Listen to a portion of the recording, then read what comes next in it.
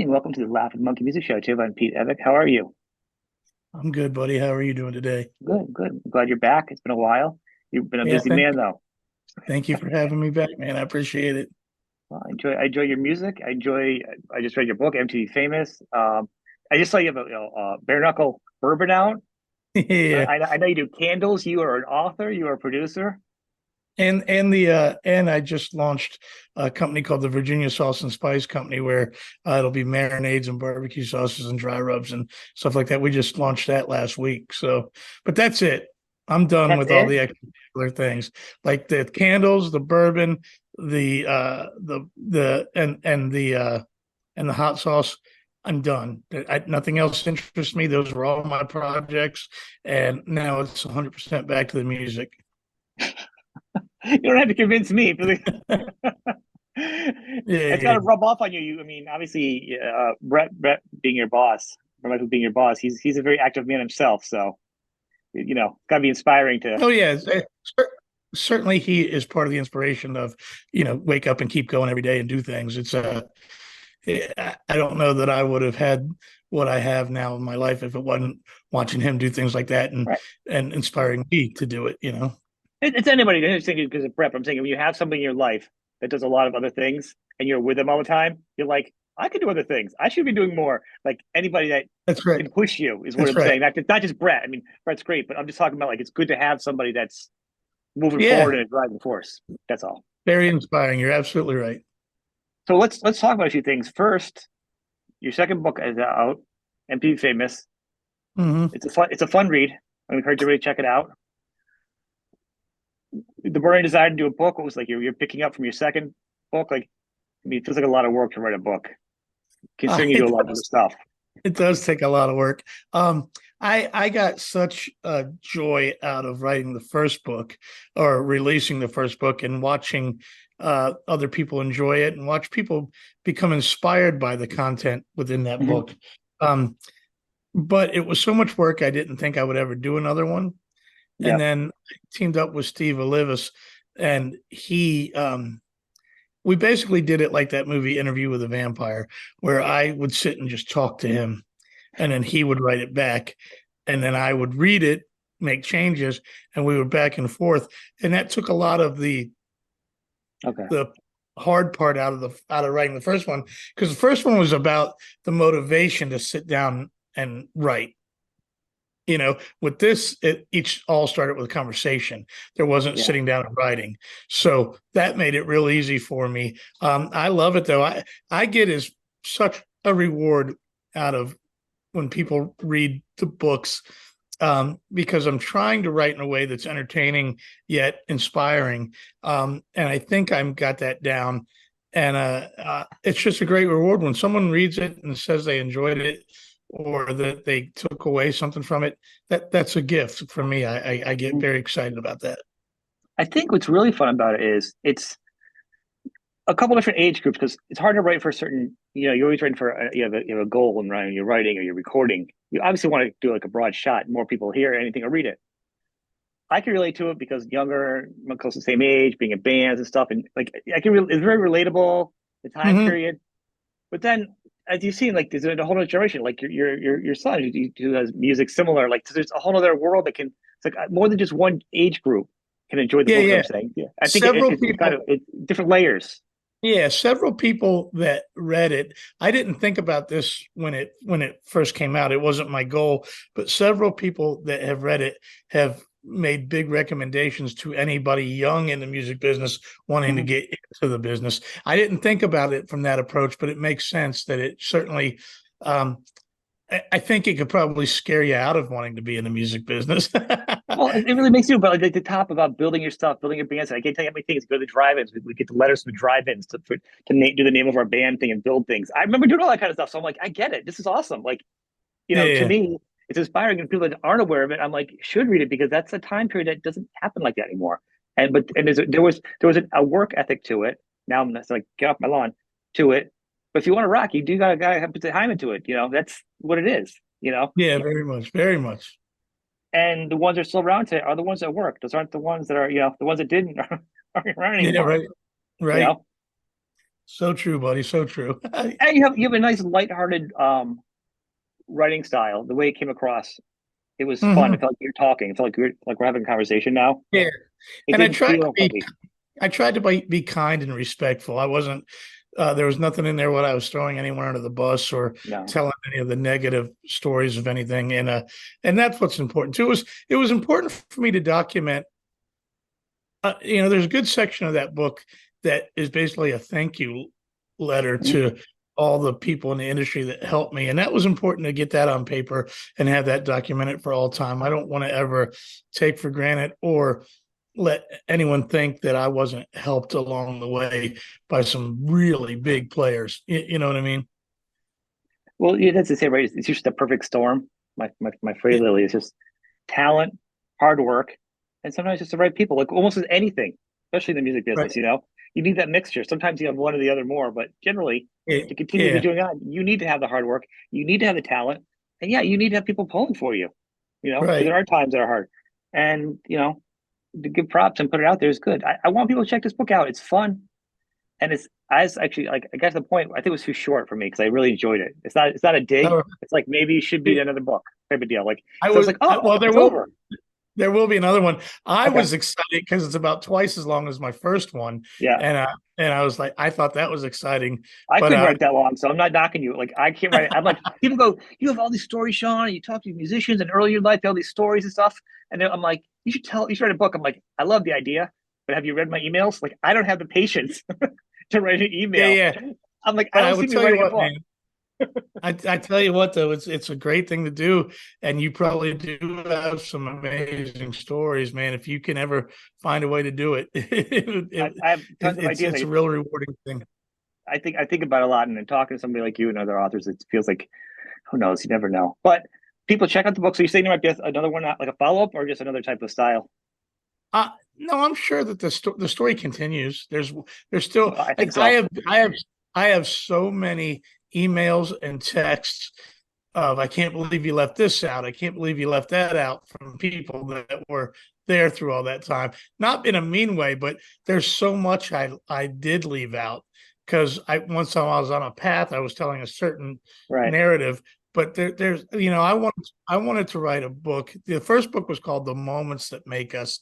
I wanted to write a book called The Clubs That Made Me, and Hmm. uh, and have each chapter is about a very specific Yeah. venue or club that whether it was a small bar that I played growing up around town, or I was very fortunate in my life because I was playing the cover band and the original band Hmm. circuit at the same time. As I explained in the book, I got to play, the Whiskey, which is the most famous rock club of all time.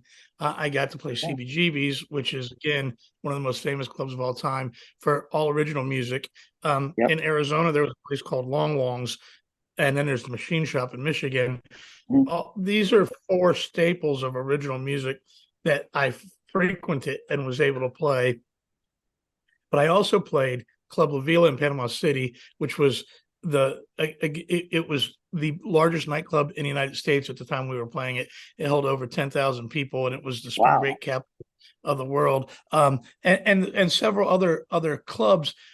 Because I was riding both sides of the fence, I got to play all these very famous historic places, and I thought about writing a book about all of that, That about could the be very club. interesting too. That would definitely be more of a niche group. I would love a book like that because if you look behind me, I got tons of books like that. I'm that guy, you know. But Yeah, what I do like is there's a positive thing to it. I think what's fun is there's enough there's enough dirt. No, I'm trying to make a pun about who done. There's enough other stories out there like that already, and there's so much out yeah, there. But there's a lot of really just fun, goofy rock stories that you don't need to have all the other right, stuff. And there's right. not Well, enough of that, you know? it's funny. It's there's several of us in the music industry that are that have written books or are writing books, and as famous and as big as the dirt was, it's not. None of us want to write that. Brett's a big No. guy about that kind of stuff. Is he is of the mindset of this, and I actually there's a couple stories in my book that I left a few things out to protect Mhm. some people. Um, I wrote this one story about Club La Vila in Panama City and some of the debauchery and one of the uh, craziest nights that in all of our lives ever happened. And the guy co-writing the book came back to me and said, "This isn't. This doesn't feel like the rest of the book because it was Yeah, very much the dirt. It was very yeah. much dirt, and I never wanted it to be that way. And we agreed to take that out. And there's a couple of stories that seem crazy. They're way crazier. What really happened was way crazier. But some of these people are married now. Some of them were married Yeah. then, and they're happy. And I don't want to, you know, No. you never know. You never know. Someone could be reading something, Bret fears that a lot. He doesn't want to write that book that his daughters would be ashamed of, or that Yeah. someone that he really liked back in the day and used to have fun with uh, is married now, and somehow the husband puts two and two together, the story, and becomes a problem. It's just not worth it. Like Nikki, I get he had a hit, but he went on a path that a lot of us don't want to go on. Yeah. Oh, that's the whole thing. They're on a path that they can't turn back. So he's got to plunge forward with that path now. I like the idea, and I think, and you actually brought up Bret. I think Bret. I've always seen him, and he's very diplomatic on everything he says. He's well versed in every interview he's ever done. He won't even say which sporting team he likes, which is bad. He'll just say he likes one better. He's very Yeah, yeah, diplomatic in what he says, and to me, that's kind of good because there's so much trash talking, about that. We don't need that. Just put out the positive, yeah. move But forward. the There's other enough thing, out there. the other thing is, the other thing is Bret. Um, that's really who he is. He doesn't dislike anything. Right.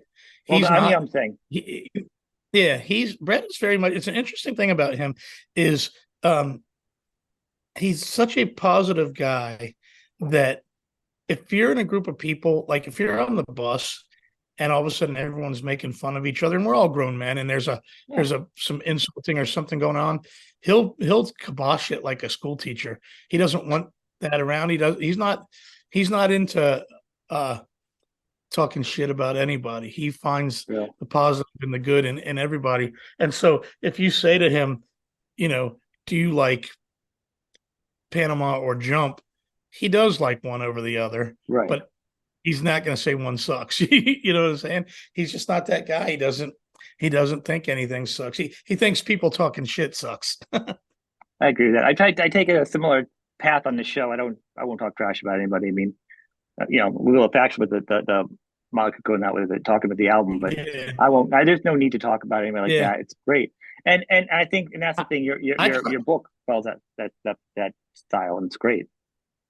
yeah, I try to stay cool, and I have positive things to say about everybody that I've ever met. The only guy I've ever ribbed and the only guy I continue to rib is Nikki Six, and I'll take that one. I'll take one guy with me to my grave. With we just, from what we know of each other, we don't see eye to eye on many things. Well, you I've had a know. couple people. I've had many people say that on my show too. So you're not alone. It's like a big Yeah, group. yeah, I don't think it comes up quite often actually for a show that doesn't try to be negative. Like even that people like, yeah, I agree. I'm not negative either. But if there was one person, yeah. But I'm also pro Vince. Vince is my friend, yeah. and I love his whole camp. And you know, uh, I was talking to someone about this yesterday, just casually. Uh, that guy, you know, he killed his best friend. He has to live with Hmm. that for the rest of his life. Hmm. I don't think that pain goes away. I don't think it goes No. away. But then I think about losing the daughter. That was awful experience. So if Yeah. the guy wants to get drunk once in a while, fucking cares.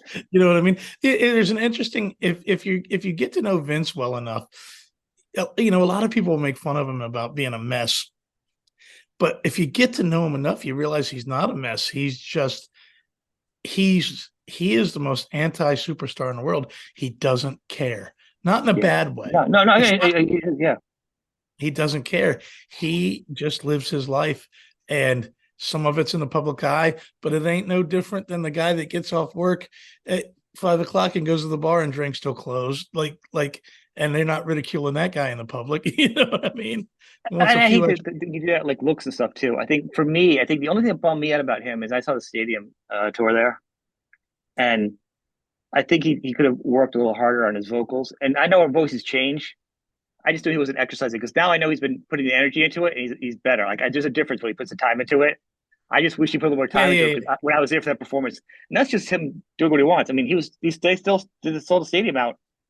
I couldn't. I've seen him play a yeah, lot of times. This last time, I was like, he's just tired. He needs to put some extra exercise in and just be, just put his vocals. You don't need to run around at this point in your life. I'm fine just listening to you. I don't need the performance. yeah, yeah, Type of deal. yeah. But again, he doesn't care. Not in I a know. bad way. I know. I know that. That's pretty funny though. You know, yeah. But yeah, the thing negative is pretty funny though, and it's great because actually I've had two guys from Know Your Rocks on Andy and Michael, and when Michael's on, it was great. Michael finally got to see Vince, and they kind of got to put a little piece behind that situation with Razzle, which was very cool to see Michael post something about it. Yeah, yeah, yeah, Unspoken thing. yeah, When I read that, I was like, that's pretty cool because that's a topic that always comes up between those two. So to see that kind of resolved on some level, it's got to feel good for both of right. them. Now, Yeah. um, Again, yesterday when I was just talking about the situation, it's unfortunate that it happened to Vince, but Razzle could have been the one driving could have been anybody. and Could have killed been anybody doing that. Yeah. anybody, and any of them would have. Mhm. Someone was going to the liquor store. Yeah. You know what I'm saying? That's Yeah. what they were doing. It's even worse. It happened to the other people that weren't drinking. Razzle was drinking. I'm not saying he should have it either, but the people that got Yeah, hit that weren't even drinking, they weren't even partying. That's the worst of right, all. You know. right. Um, Yeah, but the fact that they have, I mean, clearly that's a thing that they've had going on for a long time. So the fact that Michael and Vince kind of had that moment together, I thought it was kind of yeah, cool. yeah. You know what I mean? Andy McCoy and Nikki Sixx are never going to be friends, so that's an animosity that's never going to go away. But at least two of the Right, guys right. have peace. But let's talk about. So you actually, the book's great. Let's talk about the single. To whom it may concern.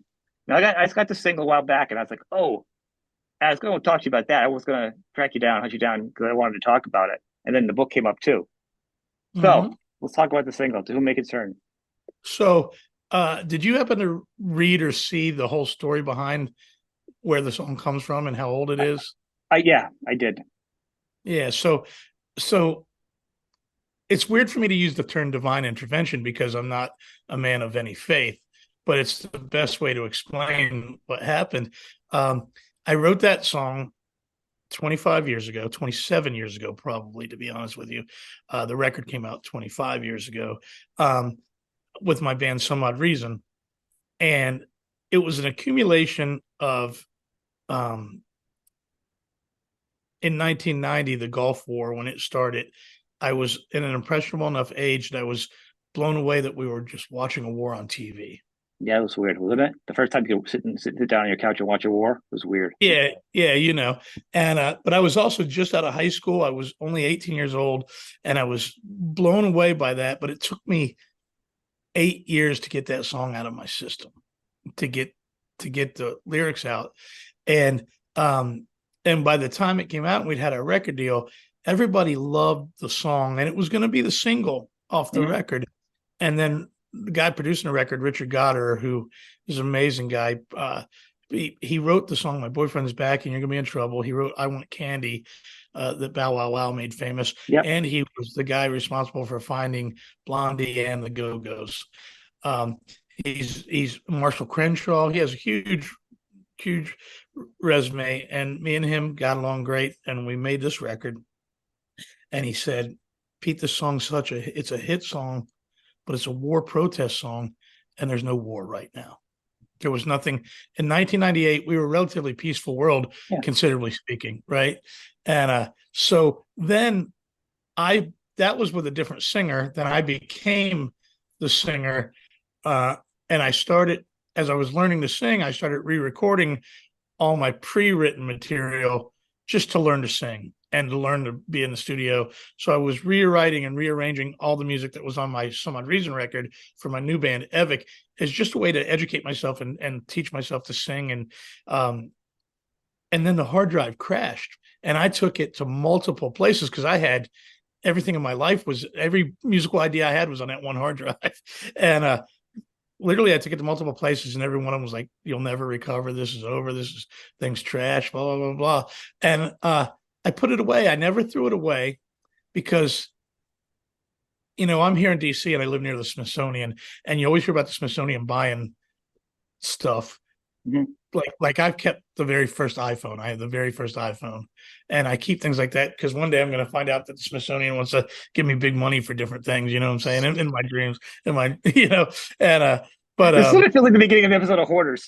right. Well, I'm not a hoarder. In fact, I'm teasing you. but it's funny you say that because I actually throw things away. I'm the almost anti-hoarder in the world. I'll, like, the iPhone's little, the hard drive's little, I but know. but everyone actually makes fun of me because I sometimes I throw shit away I need because I go on these.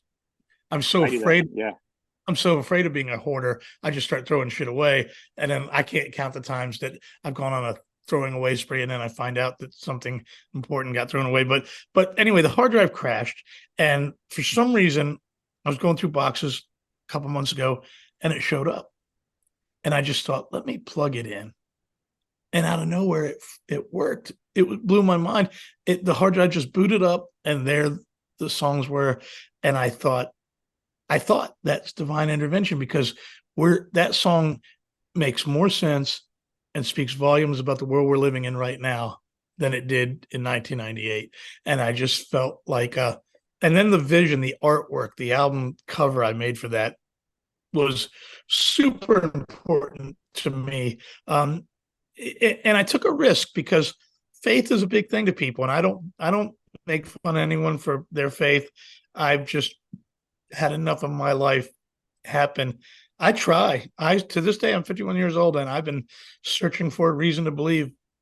You know, I've had pastors and preachers and ministers and rabbis and Buddhist monks, and I've sat down with every single one of them trying to find a path, and I never find what I'm looking for. And so if you look at the artwork very carefully, it's Jesus, but he's an alien, and he's walking into the apocalyptic background, but you see his crown of thorns is laying on a rock, and in blood is painted, "I tried." Yeah. And it's very, very powerful to me, and it was very important for me to put that out there. And then, and now a month later, here we are with the Israel-Iran conflict, and it's just Well, yeah, it's crazy. I have two questions though. First one is, did you get a lot of slack for the cover? I enjoyed it. I thought it was a good cover actually because say it I'm again. also. Did you get a lot of slack for the cover for the artwork? Were people insulted by it? I liked it because To be honest with you, I'm not. I did not. I did not. Like, well, I good. expected I expected a few hate mails. And some of my diehardest Christian fans Mhm. actually said, we get it. We get your vision, and we respect what you're saying. Anything brings awareness, and it makes you think. Maybe I painted that and I turned someone to Christianity. Maybe I didn't paint it. I asked Darren No, my partner Darren to make that, my business partner Darren. I can't draw a stick figure, but I come up with ideas. But I didn't get any flack for it, and I thought it was a powerful good. message. I really did. So, and I Well, that's appreciate good. you saw that. Thank you so much. Well, and I loved it. I appreciate because I also don't have a specific lockdown religion. I've done lots of influences through my life. I actually think it's a path you're on. That is the Yeah. path you're on, and it doesn't actually need a label. Are you being a good Right. person? Are you doing the best you can? Are you trying to help out people? That's kind of what you should do, no matter what you are. Right. So when I see this, and it's not about a certain group, I find it interesting because there is aliens and like interpretation. There's just so much. There's a good story there too. There's literally a good story right there. On top of that, just from that alone. And the last thing, I hear you're about on it. tour, right? You're on tour now. The Party Girl, Out nonstop, nonstop. Yep. I leave for Florida tomorrow. The Party Girl and tour. yeah, how's it going? Good, fun. It's great.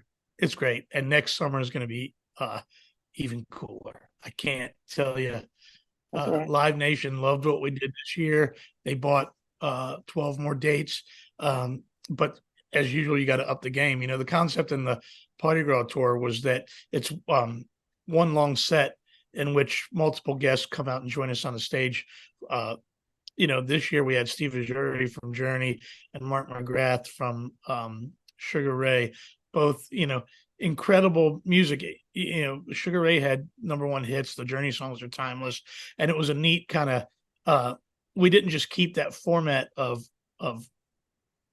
80s rock. Yep. We moved outside of that a little bit, and we're going to do that again this year. I can't say what we're going to do, but it's going to be cool. Well, I mean, I'll be honest with you. I mean, one thing Brett's always delivered is high quality. I mean, he sounded great, and he sounded no different, really, pretty much when I saw him at the stadium tour than when I saw Oh him yeah, when the first album came out. You know what I mean? I've seen him throughout the no, years, and like, it's one of the few bands that like he literally looks the same, sounds the same, performs the same. You know, yeah. I wouldn't mind He doing some deeper cuts though. If I would love some more deeper cuts. As a fan, I'd you love know some deeper what? cuts. If there's ever a true moment that is going to be a fight between me and Brett, it's that. I know all those tracks. I perform them live with my solo band. We do Cry Tough. We Yeah. do a bunch of different stuff, and you know, I'm his best friend in the solo band, and Rocket's his best friend in the Yep. Poison, and both of us hammer him all the time. Rocket more than me because that was his life. You know what I Oh mean? yeah. There's a lot of good songs out there. A lot. Rocket wants to go out and perform the entire Cat Dragged In album from beginning to end. That'd be I great. disagree with that. It would You be don't think cool. so? I would watch it, but I disagree with that. I would, but I would love to see Poison play those songs. I would love to play those songs. Well, they There's could do so the much. full Flesh and Blood album and then do the hits, whatever hits are left at the end that they didn't do on Flesh and Blood. That would be a good album to do a whole thing Yeah, yeah. too. There's such great music on Flesh and Blood, Oh, Fire totally. and Ice, Sacrifice, all that stuff. Or no, Flesh and Blood, Valley of Lost Souls, Yep. and at the end of that record is that song, Life Loves a Tragedy. I have the That's one of my lyric. favorite songs. I have the lyric tattooed on my arm, and I've actually, me and Ricky have performed that song Have before. you? That's a good Yeah, song. just at a Poison sound check, but it was just me and him on the stage playing one day, and we played it together, and everyone came out. Cece, Yeah. when we turned around, the entire crew and Bobby and Cece and everybody were out sitting there watching us play it, and Yeah. yeah, the fans want that bad, whether it's from the solo band or Poison, they want it bad. See, it's not a negative thing. It's such a good thing. It's such a strong catalog because he has such a breadth of like radio hit fans and then deep Poison fans that want different songs. He's trying to Right, please everybody. He's got a bigger target he's aiming for. Where there's a right, lot of Poison fans are like, we would like a couple extra deeper songs. yeah. Bon Jovi does that the best. Bon Yeah. Jovi will throw in, some different things, and I see Tesla now. Uh, I keep seeing on social media. I guess they're making a big deal out of the set list being different every night now, or That's whatever. fun. And Hagar always does that. Oh, he's like, Hagar, yeah, yeah, he's a so maniac like that. And that's the one of the good things about him. But what it's about you? your bare knuckle drink last thing. Let's talk about that real quick. Can people get that as a special limited edition? Your bourbon? It's not limited edition. It's production. There's a local distillery named KO Distilling in Manassas, and as I've gotten older, I think you and me might have talked about this before. I don't make any secret. I'm a I liken myself on a much smaller version, not comparing myself to John Bon Jovi and Mellencamp. I'm a hometown guy, and I never left my hometown. And I love their story. I love John being a Jersey boy. I love Mellencamp Mhm. in Indiana. I love the spirit of what that meant to those guys. The And loyalty of it, of not yeah, going off to be a rock star, but being a musician and embracing your town. yeah. And so as I've gotten older and have some pull where I'm able to help collaborate with things that bring more awareness to my local businesses. It's important to me. I thrive on it, but I don't fake anything. The bourbon, I'm a Jack Daniel's guy. I drink whiskey, and so when we talked about it, it was very organic, very real, very lifestyle for me. Mhm. For example, I've never drank a cup of coffee in my entire life, right? And as soon as I released the bourbon, I had a handful of people talk to me about doing a coffee, and Okay.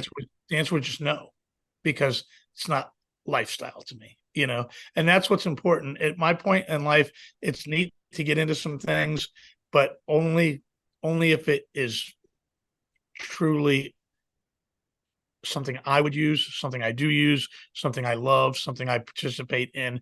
And so a local distillery making a killer bourbon, and I can collaborate and have people from all over the country purchase something that's made from my hometown. It's a win-win for me, man. That is pretty awesome. That is pretty awesome. So people check that out also. Bare Knuckles. Um, Yep. At KO Distilling is the website for that. that's great. We'll put that up. We'll share it. I'll encourage people Yep. to get that, the book. You're a busy man. On all the platforms is your music. Check out the To Whom It May Concern single we talk about. It's a great thing. Um, the website. I know your solo stuff plays. You're everywhere. And Party Gras, of course. I'm trying. I'm trying. And I got to tell you before you go, I've yeah, done several interviews for the last 2 weeks, and you're the first person to bring up To Whom It May Concern. Everyone goes to the book and the bourbon. So you've absolutely made my day today by recognizing that song. It's a very important song that's lived with me for almost 30 years. So you made my day. Thank you. all right. Well, I want to thank you. People check him out everywhere. I'm glad you could be on the show, and we'll obviously have you back again because I love having you on there. It's really fun. Brother, thank you.